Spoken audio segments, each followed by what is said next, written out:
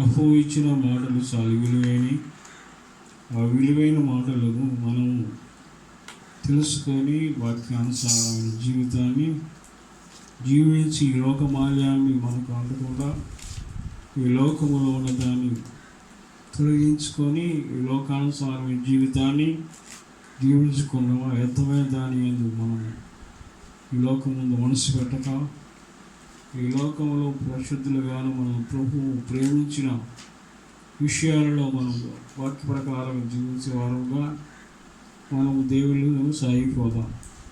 మరొక తర్వాత దేవుని వాక్యాన్ని మీకు అందించడానికి ప్రభువు నాకు సహాయం చేసి ఉన్నాడు. కాబట్టి దేవుని వాక్యం ద్వారా మనం గ్రహించి దేవుని నామానికి మహిమపరిచినట్టుగా ఆ నామములో మనం సాగిపోనట్టుగా కృప చూపించాలని ప్రభు పేట మీకు తెలియజేస్తున్నాను. కాబట్టి దేవుని వాక్యాన్ని చదువుకొని ముందుకు సాగిపోదాం. మత్తయి సువార్త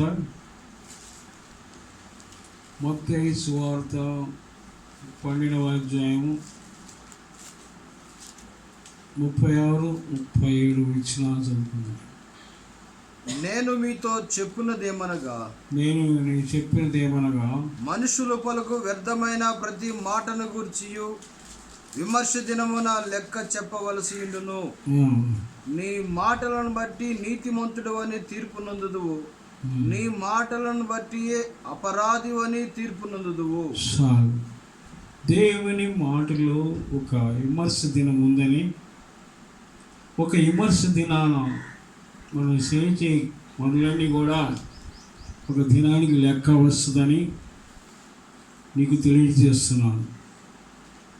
ఎందుకనగా దేవుని వాక్యం చాలా విలువగల వాక్యం. దాని ప్రకారం జీవించాలి. దేవుని వాక్యము విమర్శ దినమందును లెక్క చెప్పే రోజులు మాటలు. ఈ 37వ వచనాన్ని మనం చూస్తే నీ మాటలు బట్టి నీతిమంతుడు అని తీర్పు నందుదు, నీతిమంతుడు అని తీర్పు ఉంది. నీ మాటలను బట్టి అపరాధి అని తీర్పు నందుదు, అపరాధి అని తీర్పు నందు. తీర్పు ఉంది. విమర్శ దినం ఉంది. విమర్శ దినం ఉంది. ఏముంటుంది? తీర్పు ఉంటుంది. కనుక విమర్శ దినాల్లో దేవుడు చెప్పే ప్రతి మాట నేను మీతో చెప్తున్నది ఏమనగా మనసులు వ్యర్థమైన దాని ప్రతి మాట గురించి వ్యర్థమైన మాటలు. నేడు సంఘాలలో దేవుని వాక్యాన్ని వింటున్నది కానీ వ్యర్థమైన దాన్ని అనుసరించడం పోవటం లేదు. ఈ వ్యర్థమైన మనసులు ప్రతి ఒక్కరు కూడా వ్యర్థమైన దాన్ని జీవిస్తున్నట్టుగా మనం తెలుసుకుంటున్నాం. వ్యర్థమైనది అంటే మన మాటలు చాలా పవిత్రమైన మాటలు కావు, కానీ దేవుని బాధ పెట్టే మాటలు. ఈ మాటలు ఒకరోజు లెక్క ఉంటుంది, తీర్పు ఉంటుంది, విమర్శ ఉంటుంది. విమర్శ అంటే నిన్ను విమర్శించేది ఒక దినం ఉంటుంది. నేను విమర్శించే దినం ఒకటి ఉంటుందని నీకు తెలియజేస్తున్నాను. ఆ విమర్శ దినమున లెక్క ఉంటుంది. నీవు చేసినవి అన్నీ కూడా లెక్కలోకి వస్తాయి. ఆ తర్వాత మూడోది చేస్తే నువ్వు తీర్పులో కూడా రాగలవు. కాబట్టి మనం ఎలా ఉండాలో మనం తెలుసుకుంటే జీవితం అంతా కూడా చాలా ధన్యకరంగా ఉంటుంది. నువ్వు వింటున్న వాక్యాన్ని దేవుని మాటల ద్వారా అంగీకరించి దేవుని మాటలకు తెలియజేస్తుంది ఏంటంటే వాక్య ప్రకారంగా ప్రవేశిస్తేనే మనము దేవుని వాక్యం వల్ల మనము ముందుకు సాగుతాం. కానీ ఒక పక్కన ప్రార్థన, ఒక పక్కన బైబిల్ చదువుకుంటా, ప్రభువాన్ని తెలిసి కూడా చెడ్డ మాటలు పలుకుంటా ఆ మాటలు తీర్పులోకి వస్తాయి. తీర్పు నీవు చెడ్డ మాటలు పలకాల్సిన పని లేదు. క్రైస్తవుడా, నీవు చెడ్డ మాటలు పలికితే అదొక దినాన్ని నీకు విమర్శించే దినం. నా మాటలు ఎవరు వింటున్నారు, నా మాటలు ఎవరు కనిపెడుతున్నారు, నా మాటలు ఎవరు ఆలకిస్తున్నారు అంటే ప్రభువైన యేసు నీకు తెలియజేస్తున్నాడు. ఆయన ఏమని తెలియజేస్తున్నాడంటే, దేవుడు మాటలు వినే మాటలు, ఆ మాటల్లో ఒక భయంకరమైన తీర్పు ఉందని ఇక్కడ రాయబడుతుంది. ఒక తీర్పు వస్తుంది, ఆ తీర్పులో నువ్వు నిలబడాలి. నువ్వు తీర్పు దినాన నిలబడితే నీకు ఏ తీర్పులోకి వస్తావంటే, ఒకటి చెడ్డ మాటలు, రెండవది విమర్శన. నేను విమర్శించబోతున్నాడు. నీ జీవితం ఎలా ఉంది, నీ ప్రవర్తన ఎలా ఉంది, నీవు ఎలా నడిచినావు, నీవు నడిచిన నడక ఏంటి విమర్శిస్తే ఒకరోజు విమర్శన నిన్ను నిలబెట్టి ప్రతి మనిషిని విమర్శించే ఒక కాలం ఉంది. ఆ కాలంలో నీవు నిలబడాల్సిన దినాన్ని నీవు దేవుని నమ్ముకున్న వ్యక్తివి వ్యర్థమైన దాన్ని అనుసరించొద్దు. ఈ లోకములో వ్యర్థమైనది ప్రతిదీ వ్యర్థమే. ఈ లోకములో ఒక భయంకరమైన మాటలు చూసినప్పుడు వ్యర్థమైనవే ఉన్నాయి. మంచిదంటూ కావాలంటే, మంచిది అని దొరకాలంటే బైబిల్లోని మంచి మాటలు దొరుకుతాయి. నీవు క్రైస్తవుడైంది కూడా వ్యర్థమైన దాని మాటలు పెట్టి బూతులాడుతూ తగాదులు పెట్టి గోలు చేసుకుంటూ దేవుని వాక్యానుసారమైన జీవితాన్ని జీవించుకుంటూ దేవుని వాక్యానుసారంగా నువ్వు బ్రతకునుంటే, నీ ఎవరివైనా సరే ఒక విమర్శన దినం ఉందని, నీ ఎవరివైనా సరే ఒక తీర్పు దినం ఉందని, ఒక తీర్పు దినమున దేవుని న్యాయపీఠం ముందు నువ్వు నిలబడాల్సిన దినము ఉందని నీకు తెలియజేస్తున్నాను.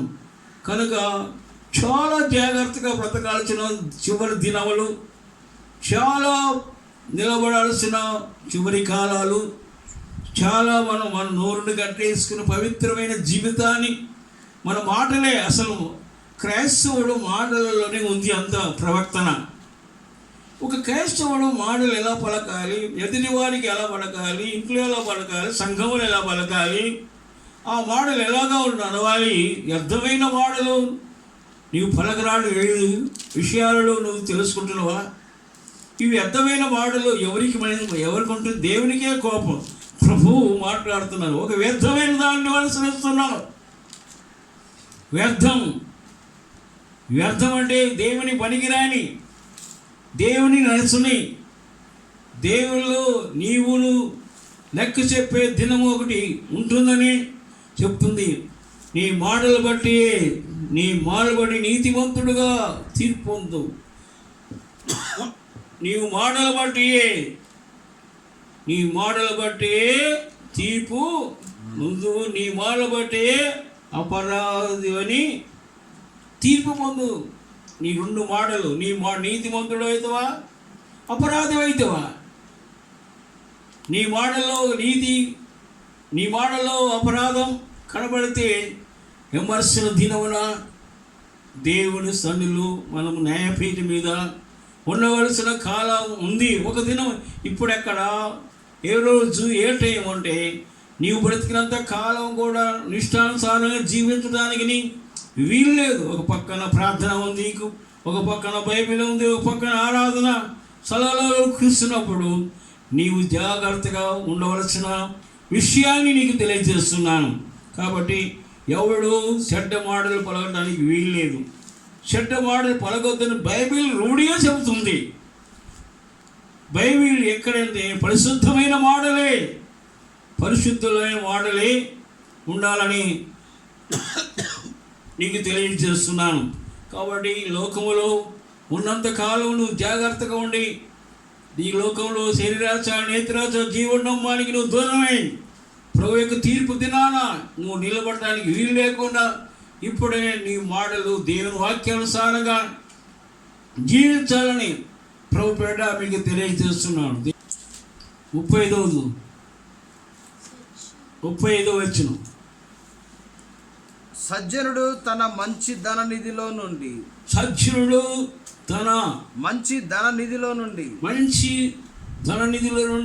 సద్విషయములను తెచ్చును. దుర్జనుడు తన చెడ్డ ధన నిధిలో నుండి దుర్విషయములను తెచ్చును. దుర్విషయములను తెచ్చును.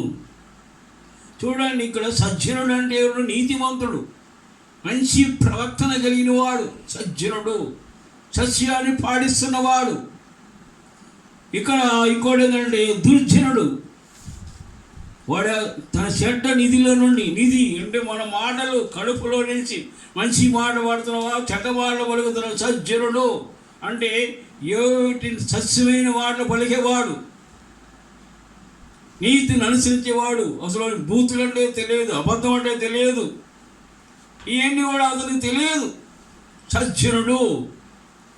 సజ్జనుడు అంటే దేవుని సరిపోయినవాడు, దేవుని మాటలు, దేవుని వాక్యాన్ని బట్టి నడిచేవాడు, దేవునికి దూరంగా పడేవాడు కాదు, దేవుని సమీప. సజ్జనుడు, నీతివంతుడు, నీతిని అనుసరించేవాడే సజ్జనుడు. సజ్జనుడు లోపలేని వాడు, సాత్వికుడు, మంచి ప్రవర్తన కలిగిన వాడు సజ్జనుడు. అతను ప్రవర్తన కలిగి జీవిస్తాడు సజ్జనుడు. సజ్జనుడు ఇక్కడ దుర్జనుడు అనండు అంటే వీళ్ళు ఈ దుర్జనుడు చెడ్డ నిధిలో నుండి మంచి దుర్దేశములను తెస్తాడు. దుర్షన్ అంటే నీ మాటలు బట్టి అపరాధి అవుతుందని మనం ఇక్కడ 37 వచనం ఉంది. ఇక్కడ ఈ మాటలు ఎలా ఉంటాయో ఇక్కడ 37 వచనం మనం చదువుకున్నాం. కాబట్టి సజ్జనుడు జీవించే జీవితం మంచి నడక, దుర్జనుడు నడిచేది చెడ్డ నడక.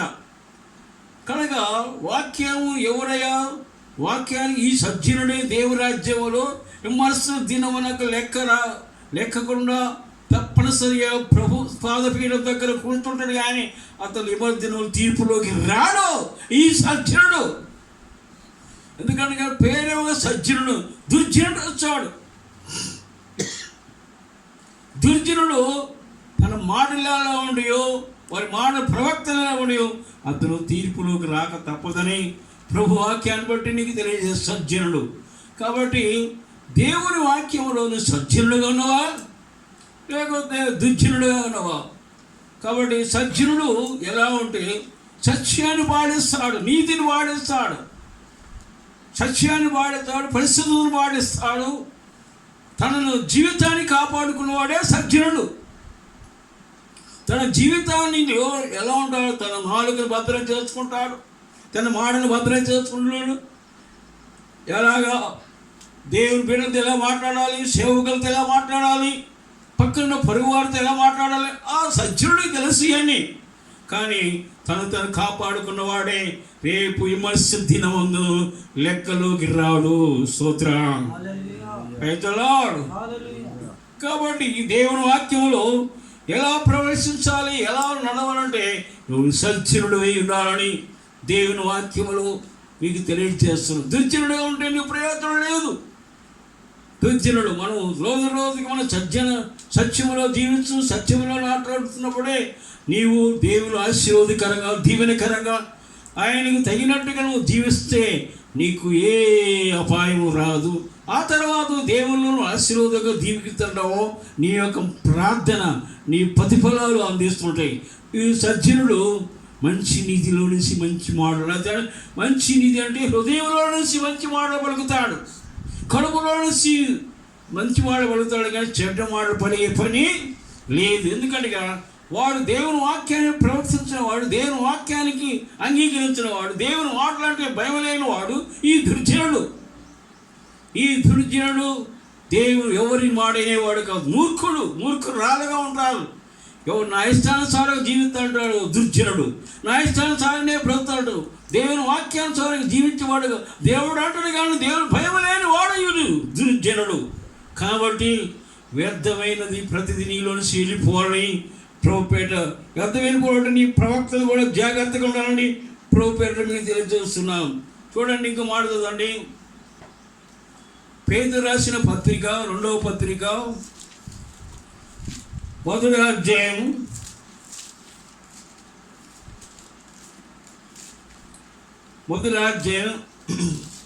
5 నుంచి 9 వచనాలు. ఒక్కొక్క వచనం చదవండి. ఆ హేతువు చేతనే మీ మటుకు మీరు పూర్ణ జాగ్రత్త గలవారై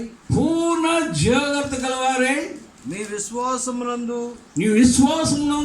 సద్గుణమునందు సద్గుణమునందు జ్ఞానమును జ్ఞానమును జ్ఞానమునందు జ్ఞానమునందు ఆశా నిగ్రహమును ఆశా నిగ్రహమును ఆశా నిగ్రహమునందు ఆశా నిగ్రహమునందు సహనమును సహనమును సహనమునందు సహనమునందు భక్తిని భక్తిని భక్తియందు భక్తిని యందు సహోదర ప్రేమను సహోదర ప్రేమను సహోదర ప్రేమయందు సహోదర ప్రేమయందు దయను దయను అమర్చుకొనుడి అమర్చుంచుకోండి.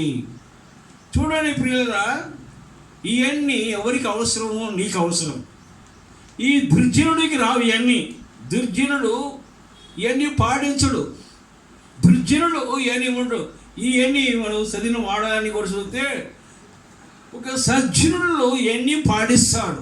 సద్గుణము ఉంటుంది, విశ్వాసం ఉంటుంది, భక్తి ఉంటుంది, సహోదర ప్రేమ ఉంటుంది. ఇవన్నీ కూడా పాటించేది ఎవరయ్యా అంటే ఒక సజ్జనుడే. మంచి ధననిధులను తీసుకొస్తాడు. ఇవన్నీ వాడికి విశ్వాసం ఉంటుంది, వాడి భక్తి ఉంటుంది, వాడి మంచి దేవుళ్ళు ఎదుర్కొంటాడు, సహోదర ప్రేమలో ప్రేమిస్తుంటాడు. కనుక ఇవన్నీ వాడికి కలిగిన ఫలాలు. ఇవన్నీ అంటే అతను ఒక ఫలములో ఫలిస్తుంటాడు, ఫలించి అభివృద్ధి చెందుతుంటాడు. కనుక దేవుని వాక్యంలో నుంచి చదువుకున్న 10 మాటల నుంచి భక్తి, విశ్వాసము, సహోదర ప్రేమ, సద్గుణం ఇవన్నీ కూడా ఎవరికి కావాలి? ఒక క్రైస్తవుడికి కావాల్సిన ఇవన్నీ కూడా ఇవన్నీ పాటించలేక, వీటిలో ఉండలేక, దాని యందు నిలవలేకపోతున్నాడు. ఈరోజు ప్రతి ఒక్క సంఘము, ప్రతి ఒక్క క్రైస్తవుడు కూడా జీవించలేని ఒక భయంకరమైన పరిస్థితులు, నోటికి తాళం వేసుకోలేక, నోటిని భద్రపరచుకోలేక, నోటి మాటల ద్వారా అందరూ కూడా దేశిస్తున్నప్పుడు నీవేళ సజ్జనుడు అవుతావు, నువ్వు దుర్జనుడిగా ఉంటావు. సహోదర ప్రేమ ఉందా? భక్తి ఉందా? ఆశ నిగ్రహం ఉందా? ఇవన్నీ కూడా చూస్తే దేని యందు ఒకదాని లింకు, ఒకదాని యొక్క పొత్తు ఉంది ఆ వాక్యంలో. ఇవన్నీ దుర్జనుడు రావు, దుర్జనుడు పాటించలేడు. దుర్జనుడు విమర్శ దినంలో ఒక లెక్క రావాలని దేవుని వాక్యం ద్వారా నీకు తెలియజేస్తున్నాం. దుర్జనుడు దుష్టుడు అని చెప్పవచ్చు. కాబట్టి ఈ దుర్జనుడికి ఎన్ని పాటించలేడు. అటు దేవుని వాక్యం విన్నవాడు, దేవుని భయం కలిగిన వాడు, దేవుడు నడిచేవాడు, దేవునికి అంగీకరించేవాడు, వాడు ఏమంటాడంటే సజ్జనుడు అంటారు కదా. కాబట్టి భక్తి ఉందా? భక్తి మీద సహోదర ప్రేమ ఉందా? నీతి ఉందా? ఇవన్నీ కూడా ఎవరికి రావాలి? దేవుని స్తోత్రం. కాబట్టి దేవుని మాటలు అంగీకరిస్తున్నాడు. నీవు చదవయ్యా మళ్ళా వాక్యాన్ని చదవండి. ఆ హేతువు చేతనే మీ మటుకు మీరు పూర్ణ జాగ్రత్త గలవారై. ఎట్లా ఉండాలి? మీ మటుకు మీరు పూర్ణ జాగ్రత్త గలవారై మీ విశ్వాసమునందు సద్గుణమును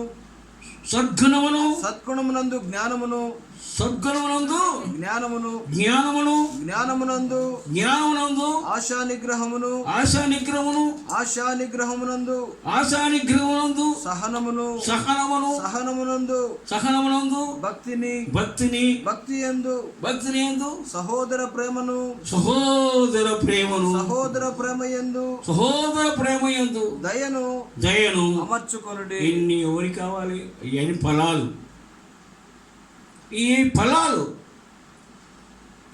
ఈ ఫలాలు నీలో ఫలించినయా? సహనం ఫలించిందా? భక్తి ఫలించిందా? విశ్వాసం ఫలించిందా? వీటిలో నిలిచి ఉంటున్నావా? సద్గుణం అన్నాడు. గుణము అంటే మంచి భక్తి కలిగి ఉంటున్నావా? సద్గుణములో నువ్వు రావాలి. సద్గుణాన్ని నువ్వు గుణం ఎలా ఉంటుంది? ఒకడు చెడ్డోడు ఉంటాడు, మంచివాడు ఉంటాడు. అది వీడికి ఏముంటాయి అంటే సజ్జనుడికి మంచి గుణలక్షణాలు కలిగినవాడు, సజ్జనుడికి మంచి గుణలక్షణాలతో ఉంటాడు. ఎవరిని దూషించడు, ఎవరితో మాట్లాడు, మంచి ప్రవర్తన కలిగిన వాడే సజ్జనుడు. దేవుడు ఇవన్నీ ఎవరు కలిగినట్టు? యేసు ప్రభు కలిగే లక్షణాలు కలిగినాయి. యేసు ప్రభులో ఇవన్నీ ఉన్నాయండి. యేసు ప్రభులో సాత్వికం ఉంది, మంచి గుణం ఉంది, ఆయన ప్రేమించిన వ్యక్తి, ఆయన పాటించాల్సినవన్నీ పాటించి మనకు మాదిరిగా ఒప్పచెప్పిన విషయాలు బైబిల్లో చాలా రాయబడ్డాయి. కనుక భక్తి, సహోదర ప్రేమ, సద్గుణం, విశ్వాసము, ఇవన్నీ కూడా సంఘానికి అవసరం. ఏదో వస్తున్నాను పోతున్నాను, ఏదో ఉంటున్నాను, ఇది యువతలలో వదిలిపెడుతున్నాను అని కాకుండా దేవుని యొక్క వాక్యానుసారమైన జీవిస్తున్న జీవితాన్ని ఇవన్నీ కూడా నీలో ఫలములు ఫలించాలి. ఫలములు ఫలించినప్పుడు దేవునికి దగ్గర ఉంటావు, కానీ నీవు దూరంగా నివసించేది విధవ లేదని ప్రభుపేట మీకు తెలియజేస్తున్నాం. దేవునికి స్తోత్రాలు, హల్లెలూయా. కాబట్టి దేవుని పిల్లరా, ఇవన్నీలో ఉన్నాయి సహోదరి ప్రేమ, భక్తి, సకలము, విశ్వాసము, ఇవన్నీ కూడా ఫలములు ఫలించవలసిన వాడే ఉన్నాడు. కానీ ఫలములు లేకుంటే 10 వచ్చిందండి, 10 వచ్చును. అందువలన సహోదరులారా మీ పిలుపును ఏర్పాటును నిశ్చయము చేసుకున్నటకు మరీ జాగ్రత్త పడుడి. మీరిటి క్రియలు చేయువారైతే ఎప్పుడు తొట్టిల్లరు. సోప్రం చెప్పండి గట్టిగా. 10 విషయాలు మనం చదివినాం, 5 నుంచి 9 నిమిషాలు చదువుతున్నాం. ఇట్టి క్రియలు చేస్తే ఇట్లాగా మీరు ఉంటే జీవితంలో నీవు తొట్టిల్లు పాటు ఉండదు. ఎన్ని సాధకం చేయాలి, ఏమేం చేయాలి, సాధకం చేయాలి. నీకు అమర్శించబడాలి. నీ జీవితంలో అలాంటి క్రియలు, ఆ వాక్యంలో ఎన్ని విషయాలు రాయబడియో వాటి ప్రకారం నువ్వు జీవిస్తే నీ పాదములు ఎప్పుడు తొట్టిల్లు. దేవుని మార్గంలో సరళంగా నడుస్తావు, సరళంగా జీవిస్తావయ్యా. కాబట్టి మీ పిలుపుని బట్టి మీరు జాగ్రత్తగా ఉండండి. 10 వచనంలో రాయబడుతుంది కదా, మీ పిలుపుని బట్టి మరీ జాగ్రత్తగా ఉండాల్సిన దినాలు ఇవన్నీ. ఎలాగున్నా నీవు విమర్శించుకోవాల్సిందే. అక్కడ విమర్శించ తలగినే ఇక్కడ నువ్వు విమర్శించుకోవాలి. అక్కడ నేను పిలుపులోకి రాగతలగినే ఇప్పుడు ఇక్కడ నీవు విమర్శించుకోవాలి. నీలో ఉందంటే క్రైస్తవుడని పేరు పెట్టుకున్నా కానీ ఇలాంటి పిలవలు ఫలించలేని జీవితంలో నీ పిలుపు ఎలాంటిది, ఎలాగ పిలువబడ్డావు, ఎలాగ నువ్వు దేవుళ్ళు నడుస్తున్నావు అనేది నీవే ఉండి తీర్పు తెలుసుకుంటే రేపు నువ్వు తీర్పులోకి రావు, విమర్శ దినం రావు. ఆ విమర్శ దినమున ప్రపంచమంతా కూడా నిలబడాల్సిన దినములను నువ్వు కూడా వండుకుంటే నీకు భయంకరమైన పరిస్థితి నీకు సంభవిస్తుంది. కాబట్టి దేవుని వాక్యం ద్వారా నువ్వు జీవిస్తానని ప్రభుపేట నీకు తెలియజేస్తున్నావు. దేవుని స్తోత్రం.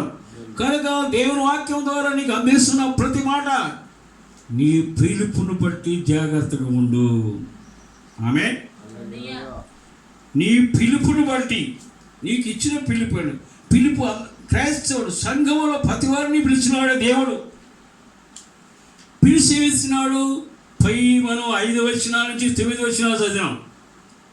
ఇలాగ నీవు ఉండాలి, ఇలాగ నువ్వు జీవించాలి, ఇలాగ నువ్వు జీవించినప్పుడు నువ్వు తీర్పులోకి రావు, ఇలాగ ఉన్నప్పుడు నువ్వు దేవుని రాజ్యంలో ఉంటావు, ఇలాగ ఉన్నప్పుడు నువ్వు విమర్శలోకి రావు, నీవు లెక్క చెప్పు. ప్రతి ఒక్కరికి నీ మాటలు బట్టి నీకు లెక్క రావాల్సి వస్తుంది. దేవుని వాక్యం ద్వారా నీకు తెలియజేస్తున్నాను. కాబట్టి ఎలా ఉండాలి, ఎలా నడవాలి. మన పిలుపు చాలా పవిత్రమైనది, మన పిలుపు చాలా విలువైనది. మనల్ని పరిశుద్ధులుగా పిలిచినాడు, నీతిమంతులుగా తీర్చున్నాడు, తన రక్తాన్ని ఇచ్చినాడు. కాబట్టి మన పిలుపుని బట్టి జాగ్రత్తగా ఉండాలని దేవుని మాట ద్వారా నీకు తెలియజేస్తున్నాం. స్తోత్రం. అందరూ స్తోత్రం చెప్పుకుందామా? హల్లెలూయా. కాబట్టి దేవుని వాక్యం ద్వారా జీవిస్తానికి నీ ఏ తేడైన సంఘటన మాటలు బట్టి నీకు తెలియజేస్తున్నాం. కాబట్టి దేవుని వాక్యం ద్వారా నీకు తెలియజేస్తున్నాం. ప్రతి మాట, ప్రతి అవసరము, నీ నాలుగునే భద్రం చేసుకోవాలి. నీ నాలుక భద్రం చేసుకో, నీ నోరుని భద్రం చేసుకోవాలి. నీవు భయంకరమైన దినములో ఉన్న దేవుని రాజ్యాన్ని నువ్వు కోరుకుంటే ఈ లోకం మాలిన్యాన్ని నువ్వు అంటుకోవు, ఈ మురికిని అంటుకోవు, నీవు ఈ లోకానికి జోలిపోవు, ఈ లోకాశలకు నీవు తిరుగుపోవు. నీ జీవితాన్ని నువ్వు కట్టుకోవాలి, నీ జీవితంలో నువ్వు నడవాలి. ప్రభు వాక్యం ద్వారా ఆ బాటలు నడవాలి. ఆ మార్గం నడిచినప్పుడు నీకును ఇప్పుడు చదివిన ఈ యొక్క వచనాలలో నువ్వు నిలిస్తే ధన్యుడిగా ఉంటామని ప్రభుపేట మీకు తెలియజేస్తున్నాం. స్తోత్రం. కాబట్టి దేవుని వాక్యం ద్వారా 2 తిమోతి పత్రికలో ఇక వచనాలు మీకు షేర్ చేస్తున్నాను. 2 తిమోతి పత్రిక 2వ అధ్యాయం 14వ వచనాలు చదవండి. 2 తిమోతి. వినువారిని చెరుపుటకే గాని మరి దేనికి పనికిరాని మాటలను గురించి వాదము పెట్టుకొనవద్దని ప్రభు ఎదుట వారికి సాక్ష్యం ఇచ్చుచు, అది ప్రభు పేడానికి నేను సాక్ష్యం ఇచ్చుచు పనికిరాని మాటలు, పనికిరాని మాటలు కూర్చున్నప్పుడు దేవుని వాక్యం ద్వారా కూర్చున్నప్పుడు ఏమంటున్నాడు, ఏమంటారు చెప్తుంటే,